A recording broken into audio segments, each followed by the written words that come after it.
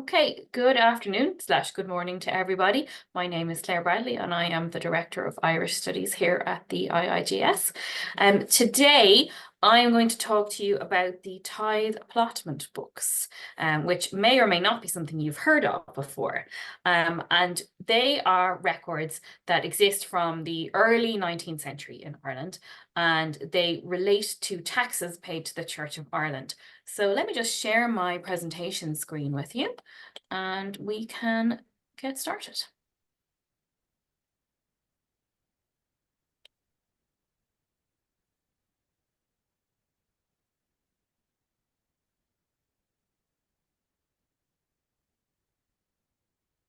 All right, so you should be able to see my presentation screen now, please. That's great, thanks, Lacey.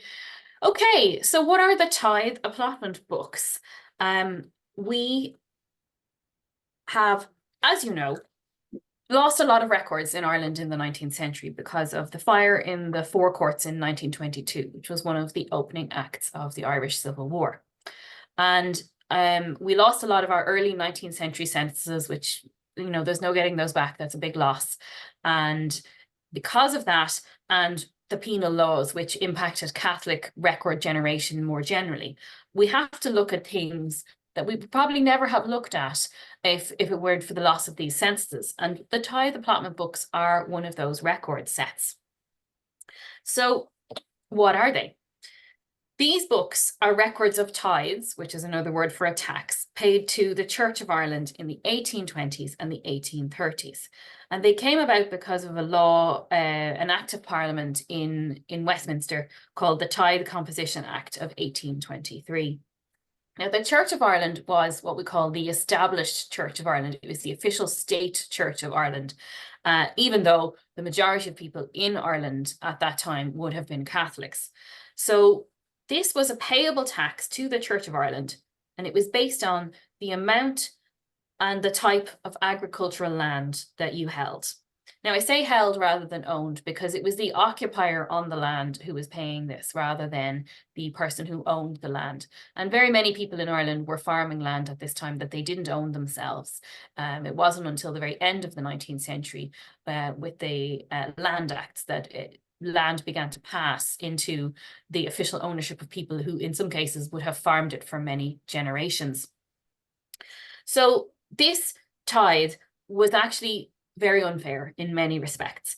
It was not due on other types of land. So if you were the sort of person who could afford to have a lovely garden with gardeners and nice flowers, you didn't have to pay tax on this land.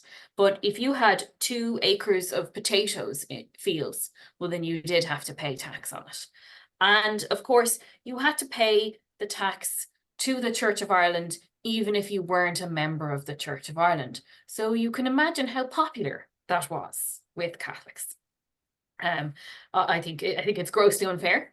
And also, the rates for what you had to pay varied from diocese to diocese within the Church of Ireland. So it was all administered through the Church of Ireland apparatus. So the brief structure of that, oh, somebody coming in.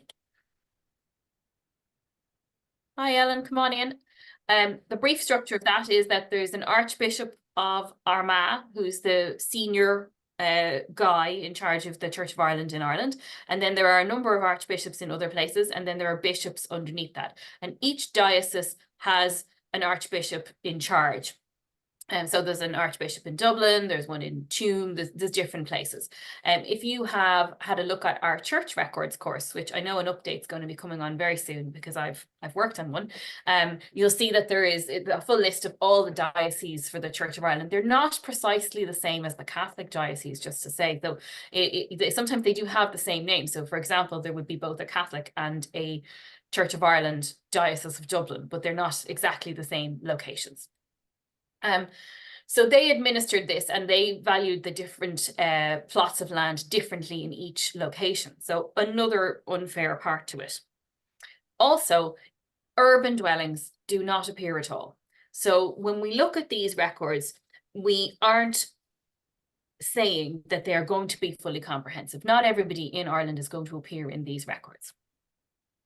And in fact, that they were so unpopular that they led to something that we know now as the tithe wars, which was people who actively resisted paying these taxes, and they were known as tithe defaulters. And I'll come to some more detail on those in a minute. Let me just get some of my tea. It's cold in Ireland today. Okay. So let's go on to the next slide. How was this broken down then? I said it was administered by the Church of Ireland and their dioceses and so on. But when you're looking at these records, this is how you search for a place. They are broken down, first of all, by county. So one of the 32 counties of the island of Ireland. And just to remind you, in case you've forgotten, that in this period, we had two counties that were called Queen's County and King's County, and they were renamed later on. So King's County is today County Offaly, and Queen's County is today County Laois, which is spelled Laois. And sometimes you see an archaic spelling of it, Leix. And I mention that particularly because some of these records, when we look at the website that is the main place that you look at the information, it's not done very well. And they actually have Queen's County and Laois recorded on the list of counties. And I just think that's a bit confusing for people if they don't automatically know that. So underneath the county, then they're broken down into civil parishes or the Church of Ireland parishes. They're usually the same. So I've given you an example here, County Roscommon. An example then is Elphin is a civil parish, and then a townland within that civil parish is Foxborough.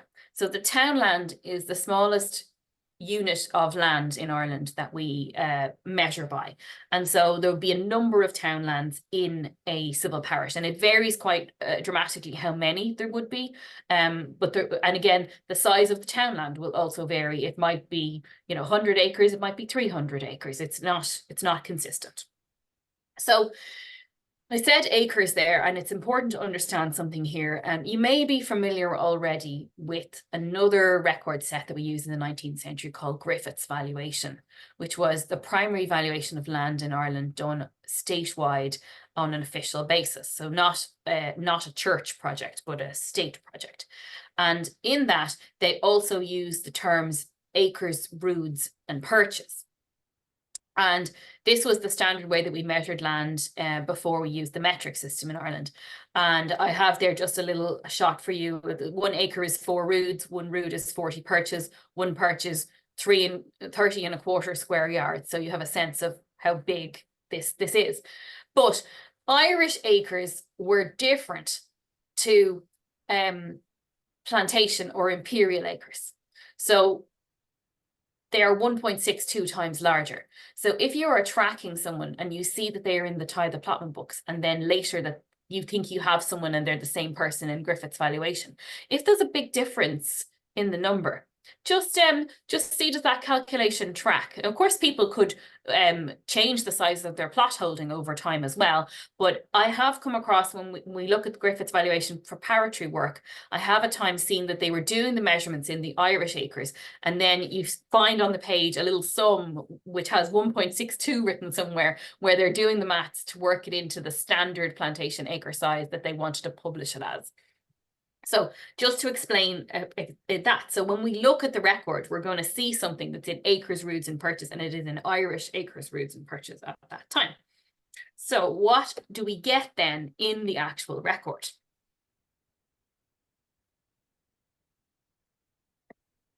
So in each townland, we get, it's not very much information. Let's call a spade here, pardon the pun. A townland will give us 1 page or 2 pages. We get the landholder's name. We get the area of the land that they're holding. We get the amount of money that they have to pay. What's the tithe? And then sometimes we get some additional comments. So that occasionally you might see something like, this person lives in another area or something like that. There's not a huge amount of those, but they can be really useful if you see them. So we're going to look at an example page now. I might have to stop my share for a second and then reshare it. Let me just get the page for you.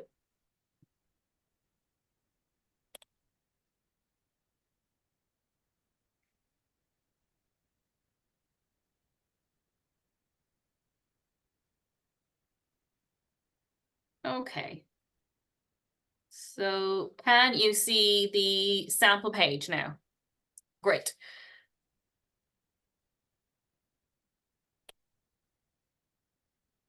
We'll just make it a bit bigger so we can see what we're looking at. So this is a sample of a townland called Knockbrack, which is in the civil parish of Mitchell in County Carlow. But you see also at the top of the page that they've told us that this is in the Diocese of Leighlin, which is, that's the relevant church division for it. And in this particular townland, they've got some observations, and this is why I've chosen it, of course.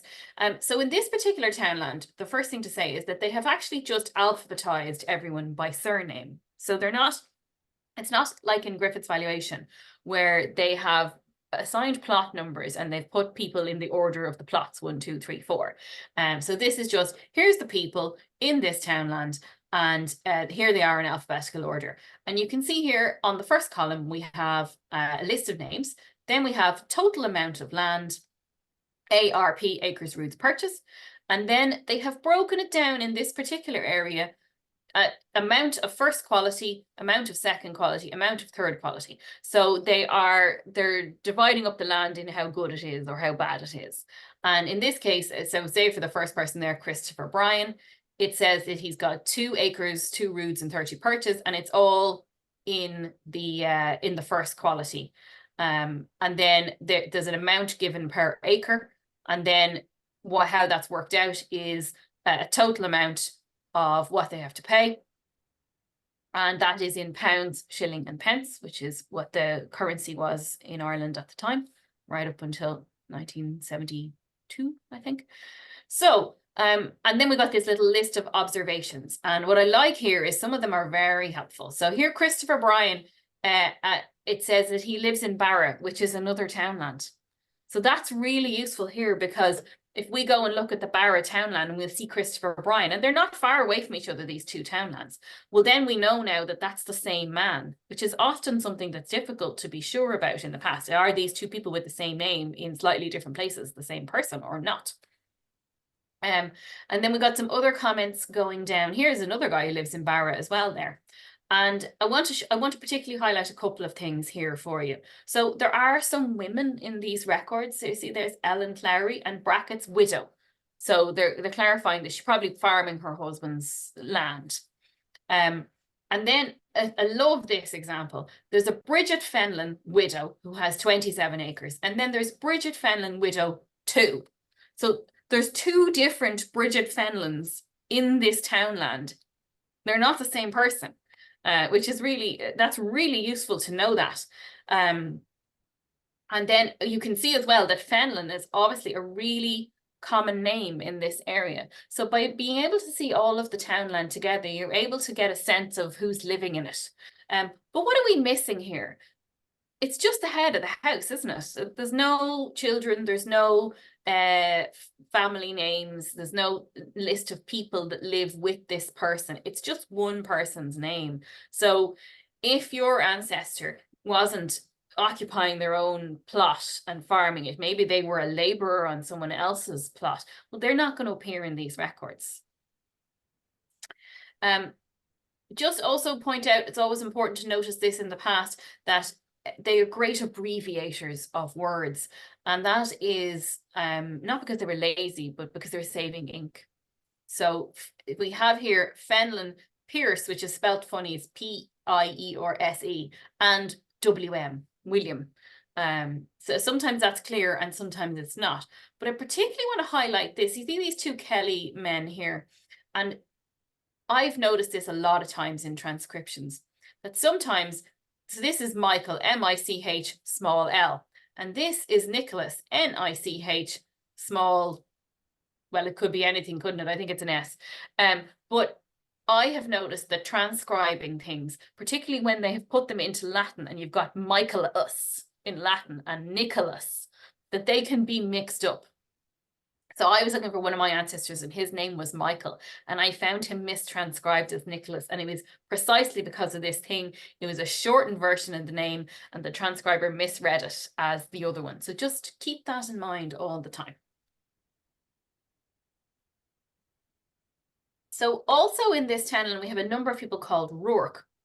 And we've got a William Rourke there, a James Rourke, and Hugh Rourke. And after the second James Rourke, do you notice it says big in brackets? Anyone want to have a stab at what is going on there? What does that mean? Any thoughts? Is he the father? He is, but there's an even more interesting level than that.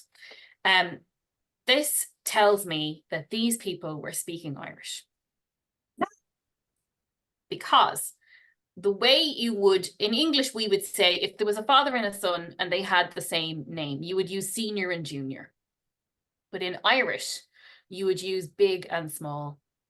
So by putting the word big there, it tells me that this man, his name was James Rourke in English, was probably on a day-to-day basis known as Seamus O'Rourke Moore, which translates as James Rourke Big. And therefore the inference is that the other James Rourke is his son. So you particularly see the Moore rather than the Beag, which is for small. But that tells me that at this time, and this is in 1827, they're speaking Irish in Carlow, which is, you know, towards the east, but in the Midlands. And you know, we would generally have the opinion that Irish is well on the way out in all of Leinster by now. And that, you know, it's only really in the far west and older people that are speaking Irish. But here is a lovely, clear example that they were speaking Irish at this point in Carlow, or these particular people were, at least. So I'm really interested to see that. So this is what we get. I mean, you know, on the face of it, there's not an enormous amount of information in that, is there? But we can still track, you know, through this. I was interested in this guy called Hugh Rourke because I have an ancestor called Hugh Rourke who was from Carlow, and I didn't actually know what part of Carlow he came from. His name came from a marriage record of his daughter. She had married in Dublin, and I didn't know what area to look in. So I was interested in anybody called Hugh Rourke in the area, and I found this man. I also found a similar named man in Griffith's valuation a number of decades later. And I thought, oh, could they be the same person? I don't know. They could be a father and son. And then I found a death record in 1867 of a quite elderly Hugh Rourke, whose address was Knockbrack. So ultimately, I made the conclusion, I came to the conclusion that all three records were the same man, just as he got older. And I don't think he is my guy in the end, but, you know, it's still important to reason through these records because we don't have loads of clarifying detail and a nice list of Hugh's children there and everything. We've got to take what we have and see, can we figure out something else that helps with us? So let me go back to my slides now, and we will talk about where we can look at these records. So there's a few different places to look. And the first thing you need to determine is whether your area of interest is in modern day Northern Ireland or in the Republic of Ireland, because that decides which website you're going to start with. And if you're not familiar, there are 6 counties in Northern Ireland. They are Antrim, Armagh, Down, Derry, Fermanagh and Tyrone. And they are all in Ulster. There are 3 other counties in Ulster which remain in the Republic of Ireland, which are Monaghan, Cavan and Donegal. And everywhere else is in the Republic. So if you are interested in a county that's in the Republic of Ireland today, you're going to start your search on the National Archives website of Ireland. This is the genealogy section of it, and we will look at that now in a minute. So we'll come back to that. You can also search this collection for Ireland, for the 26 counties, on Family Search. And actually, I think they've done a slightly better transcription than the National Archives page, but we'll look at both. Then, so if you're in Northern Ireland, there's 2 options for you here. So this very long URL is actually the search page for PRONI, which is the Public Records Office of Northern Ireland. And it's their catalogue. And you need to search for this reference, Fin/5/A. Or if you already know the townland that you're interested in, you can search that townland's name in the catalogue. And that brings you to the images for those places. They also, Roots Ireland, which is a subscription website, has transcriptions for Northern Ireland on it as well, but it doesn't have the images. So you will still need to look at Prony as well, because of course the gold standard is always that you look at a transcription and then you look at a digital surrogate of the original image so that you can make sure that they haven't messed up the transcription, which of course they could possibly have done. I mentioned earlier that these were unpopular rules and laws. And so they did actually create a list in 1831 of tithe defaulters. So the tithes went from 1823 to 1838 was when they abandoned the plan. And in 1831, they created a list. And this was kind of done parish by parish. People were writing into their diocese, the local priest was writing in saying, okay, well, I have these guys and they're not paying, and so on. You can find a list of those tithe defaulters on Find My Past, which is, of course, a subscription site too. And I also want to mention something which you might not have seen before, and we'll probably do another class on it separately, I think, because it's such an interesting resource. So the Chief Secretary's office. The Chief Secretary was the most senior civil servant of the British government in Ireland. And there are papers, people write to the Chief Secretary about anything and everything. And there's lots of records to do with the tithes in the Chief Secretary's office. Now, not all of the records for the Chief Secretary have been digitized. They're in the National Archives of Ireland, and they got a lovely bequest from, I think he was an American who had Irish heritage, to specifically digitize these records. And so they've been working on them, and it's a slow project because these records were never lost, so there's a lot of material, and the nature of them is it's someone writing in to complain about something. Say they feel they were unfairly treated by a magistrate in court, they might write to the Chief Secretary about it. Or if they wanted to advocate for someone, so say they were a local landowner and something had happened and they felt someone was, getting a rum deal, well, then they might write to the Chief Secretary about it. There's also lots to do with transportation to Australia in those records and petty crime. But they also wrote about the tithes. So if this website that I'm giving you here has what is digitized available as transcriptions. And it actually does cover nearly all of the period for the tithes. So it's a good one to use. And just stick the word tithe in and then maybe the name of the person or the townland that you're interested in to see does anything come up in the catalogue. So, excuse me, let us do a little bit of searching tips, and then we're going to do a demo of the National Archives website before we finish up. So, on the National Archives website, it's important to know that we're talking about a time when spelling was not codified. And what that means is that you get repeated entries for the same places that just sound a little bit different. So the transcribers, not just the transcribers, but the people who were working to create these records originally would just hear the name of a place and they'd write it down the way they thought it was spelt. And so this is why the three here, they're all the same place. But you can see that there's different spellings. But because they're reproducing faithfully what was originally transcribed by the people collecting these records. So that's why the three versions of that. And there are entries, as I said before, for both Laois and Queens, which are the same place. But the Laois entry only has a couple of places in it, whereas the Queens has most of Laois in it.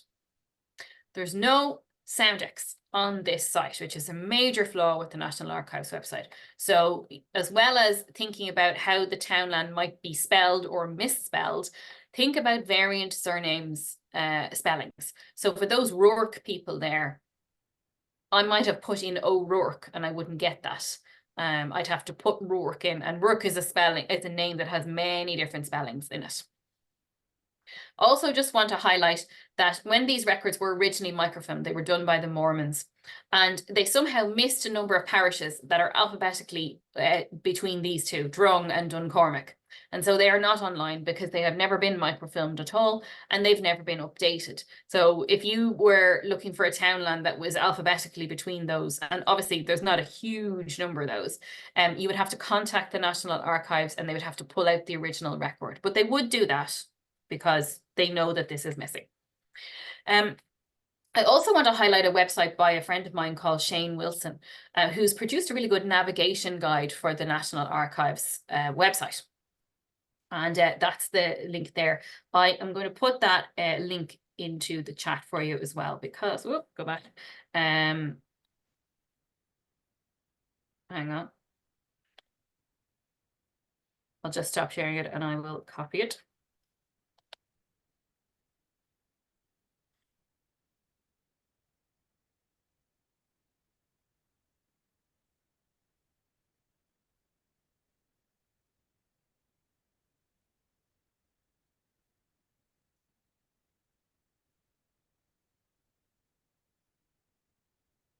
Now, sorry about that. Let me stick that into the chat.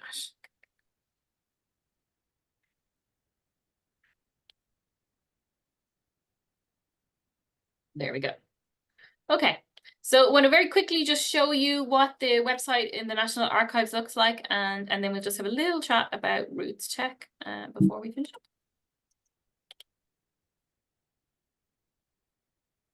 Okay, so I have it up on the home screen. So when you go to the genealogy, this is the main genealogy page, just in case you haven't seen it before, and tithe allotment books. And I do encourage you to read the blurbs that they have on the website. They were written by knowledgeable people, and so they have information on them. So you can do a search by a name. So if I was going to search for those Rourke people there, just show you, select my county, which was Carlow, and search. And there's two different people. So there's the one we looked at, and there's also someone called Hugh Rourke in a neighbouring townland to Knockbrack. I think he's probably the same person, but I can't prove it. And so you just click on the name and it brings you up the page. So that's slightly different format on that one. That's for Ballyknocken, as you can see. But if you don't know where, if you just know a place and you're not sure about a name, you can browse. And I want to highlight here that this is a very odd list. And it has some counties that are in Northern Ireland, but it doesn't have all the counties that are in Northern Ireland. And I haven't been able to get a clear answer from people as to why this is the case. But you can see that there is someone coming in late now.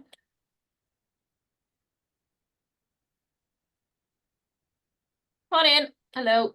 We're nearly finished, but you're welcome.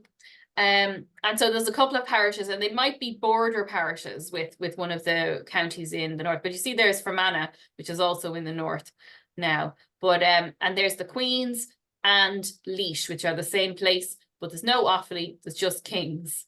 I also noticed, and I don't know if this is just my browser, which is Chrome, that sometimes it picks the wrong county. So just be careful, even though you think you're hovering over the particular county, it might select the wrong one.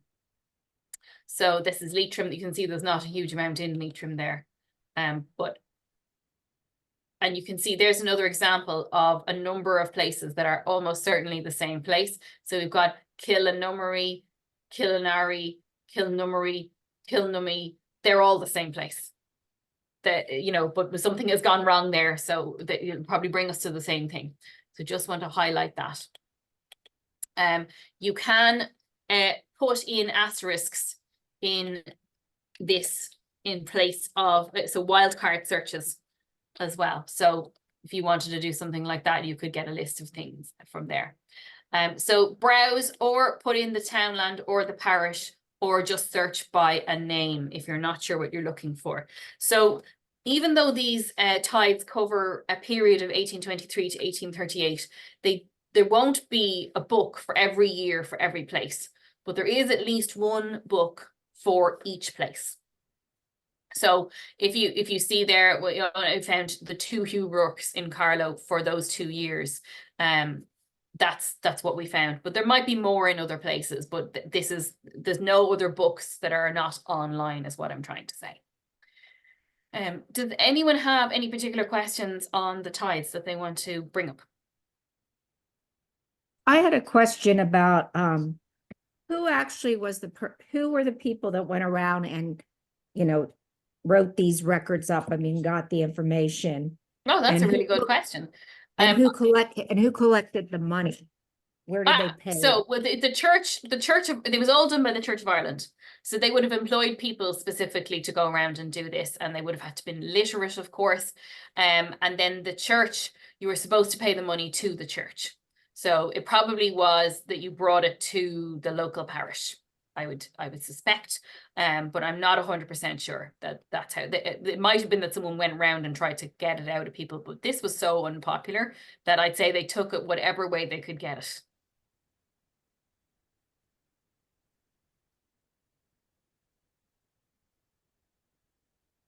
Any other questions?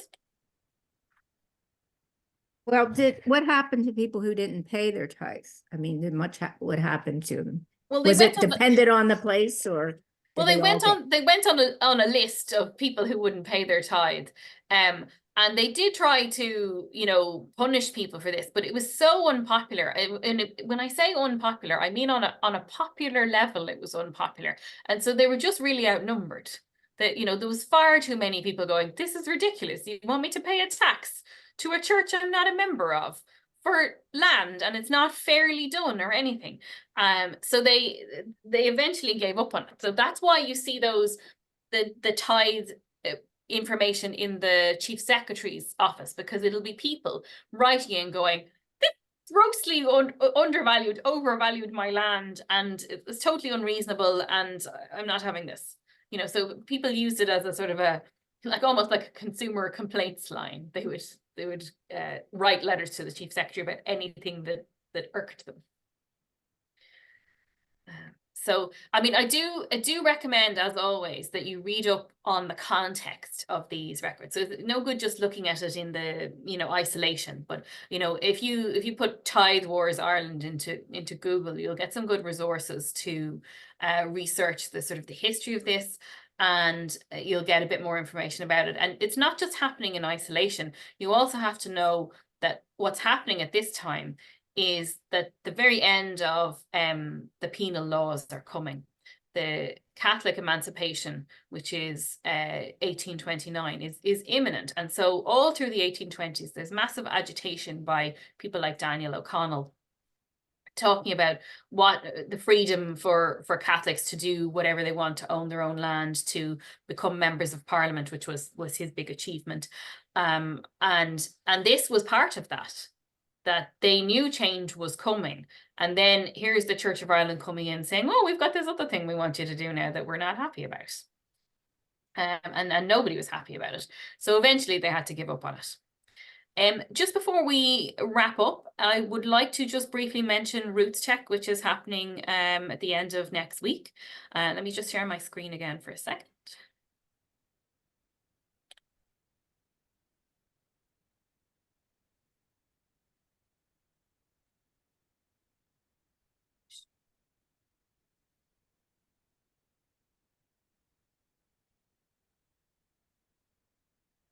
So the school is going to be at Roots Tech. Is anyone going to be there?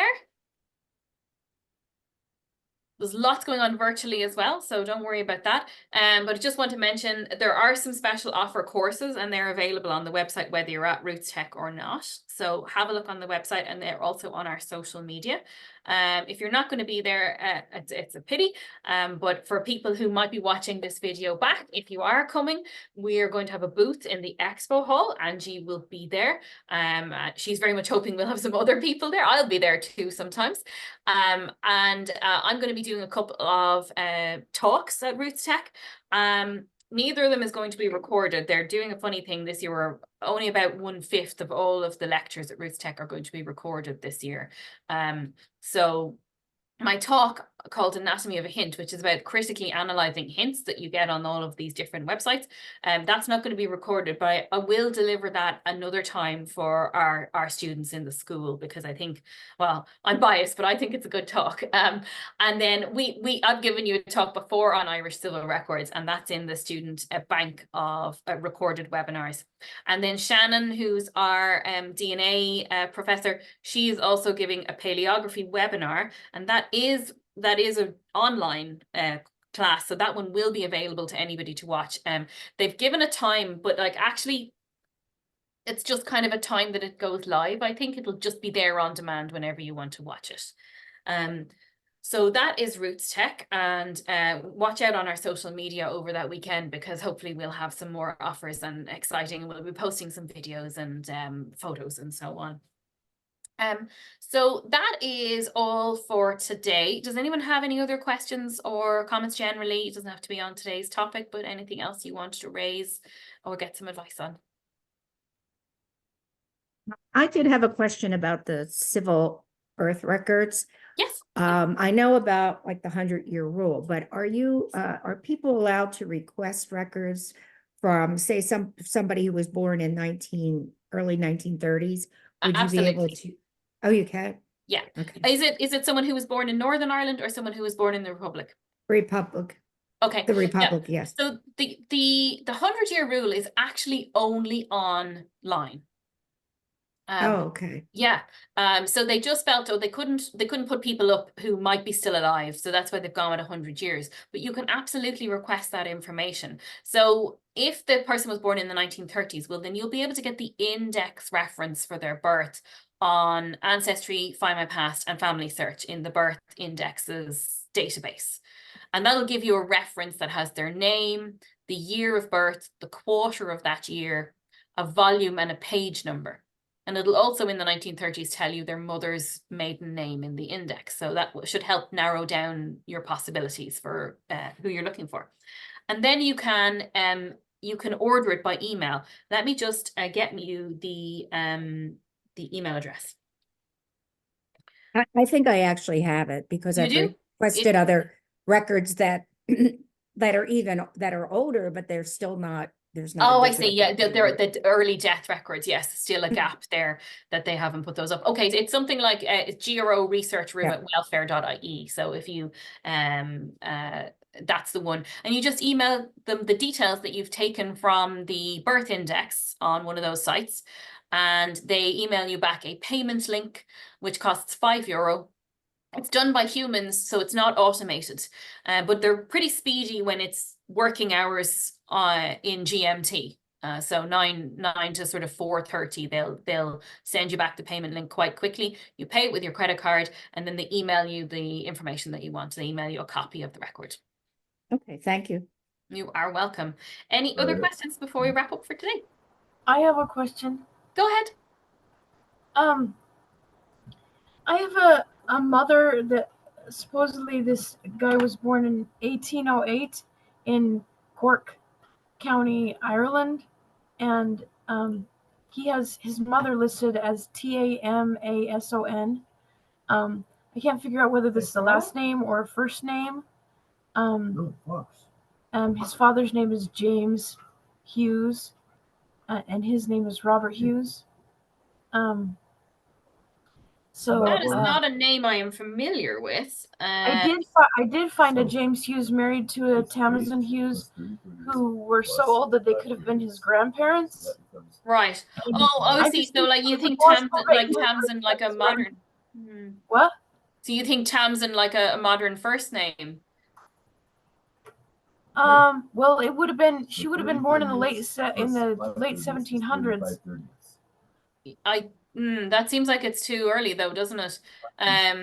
What is so there's a bit of noise in the background there. What's the record? Is it a transcription record or is it an original image that you've got?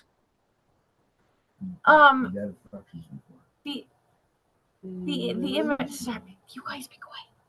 The image that I have, it's an image of an index card from a church record in Utah, United States. Okay. That says that his mother is Tamison and his father's name is James Hughes. Right. And he was born in Cork County, Ireland. Okay, so I would think that Tamsin is there's no surname like that in Ireland. But obviously Tamsin, Tamsen, is a first name, but it is not a common first name in Ireland. It's not an Irish first name. Okay, so do you think it might be Tamsin? Because the one I have is spelled Tamason. So do you think I don't know. The answer is I don't know, because that I think is going to have been something that someone wrote down based on how someone pronounced it. So Right. That's what I'm thinking. you need to think about what ways they might have misheard that person saying. Right. Because there's no name that comes up like that Tamison with an A or an I or an O in the middle. That's not a surname in Ireland. And the first name Tamsin, I would think that that's not a name you get in Ireland until, you know, the late 20th century either. So I think that there's some sort of mishearing there that's going on, you know, a misinterpretation of something else. So I would look for other information that tries to corroborate that or, you know, contradicts it. You know, could you get a death certificate for that man? Does it say his parents' names on the death certificate? It doesn't. I It have doesn't. all of the death records. Nothing Also, about his Sarah. children, I would think, you know, it's very traditional in the 19th century for people to name their children after their parents. So, you know, what are the names of his children?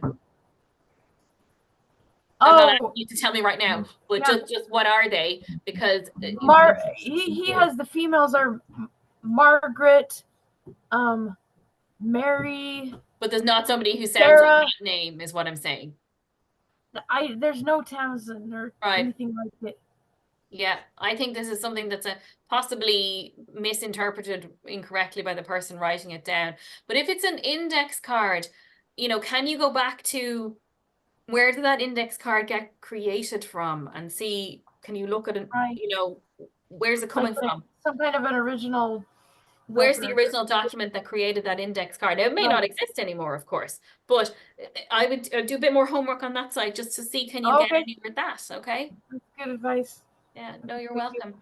Anyone else got any more questions before we say hi, Jude? Let's go for it. Yeah, mine relates to land ownership, and I would like to understand when a person is put down as a landholder, does that mean that person owned the land or that person was a tenant? Okay, the first question to answer that is what time period is it? Okay. Because I mean, almost certainly they weren't the owner unless they're very wealthy. So most of the time, the records we're looking at there, that's not the people who owned that land. That's And now what some was of that them would be. The time frame again was? That was the 1820s and 1830s. So very few people in Ireland owned their own land until the end of the 19th century and the beginning of the 20th century. So all of the land was held by a few tiny, you know, wealthy masses and then rented on long leases to other people. So most likely the answer is that they didn't own it. But you just need to think about, are they wealthy in any way? Because then they might own it themselves. And are there, if you've got some good detail on it, then you might be able to look at something like the Registry of Deeds records to see, which are obviously a complicated record set to use. And the images of them are on Family Search, but they are not transcribed in any way. And I haven't done a class on them because it's frankly, they're very complicated and we're going to come to it at some point, but it nearly would need to be a series on the Registry of Deeds on its own. So probably they don't own it unless there's any evidence of the person being from an upper class at that point, is the short answer. And so a record from the Registry of Deeds might hint at ownership or tenancy. So the Registry of Deeds is records of land transactions. So you might find a lease registered there, and it would be a lease from so-and-so to so-and-so. And therefore the inference is that the person who is leasing it to someone has the right to lease it. Now that might be because they hold it under a larger lease from someone else, or it might be because they own the land themselves.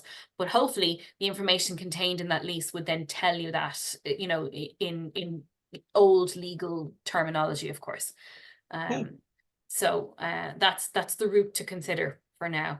But if they're in the 20th century, well, then it's much more likely that they do own the land themselves.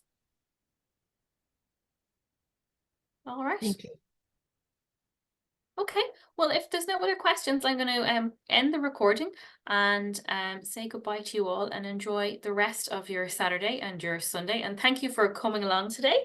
And as always, you can always drop me an email. I'm on claire@cbgenealogy.ie. If you have any questions about the coursework, or you're thinking about taking one of the school's Irish courses, I'd love to hear from you and give you some guidance on that. So thanks very much, everyone, and I'll see you again soon. Thank you. you. Bye-bye. Bye.